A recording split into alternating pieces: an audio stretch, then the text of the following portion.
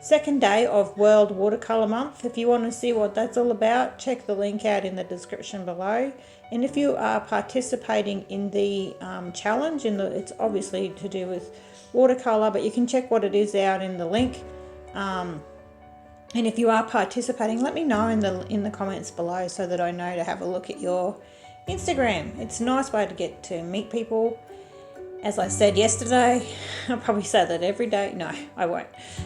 Today's prompt was texture. So what I did today, I used salt and Glad wrap. Now how you do that is you can just use table salt and you put your paint on first.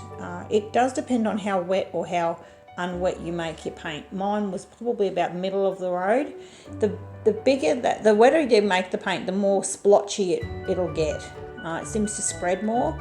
So if you use less, you'll get smaller splotches. So it's just normal salt, table salt. And I didn't use rock salt or anything. I think if you use rock salt, you'll get a different thing. I have tried Himalayan salt, and my advice is don't waste your time. It doesn't work.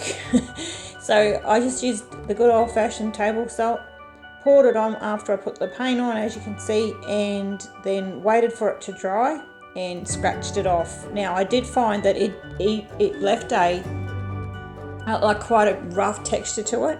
So later on when I start to draw on it, as you'll see, it's a little bit difficult, but it does give a really nice speckly effect. The other effect I used was with Glad wrap. Now all I did with that was, again, I wet the paper with the paint and then I put the Glad wrap over the top, a bit crunched up, and left it on there to dry. I did use a heating tool to dry it because it's winter here. I would have been waiting days. So I did use a heating tool to dry it a little bit. But I found that once I sort of peeled it off, I quickly used the heating tool as well underneath the Glad wrap as I picked it up. So any paint that was left there that was wet would be set with the heating tool.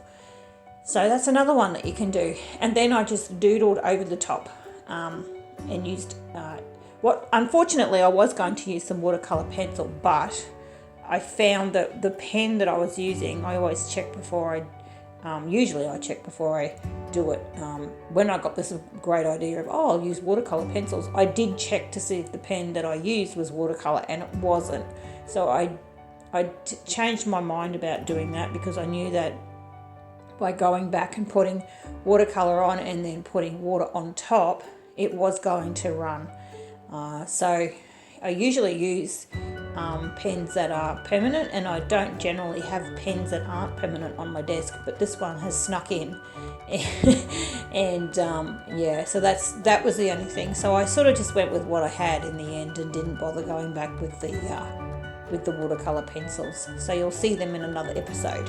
They will make their debut. I hope that everybody has a really good day, and I really hope that you enjoy the rest of the video.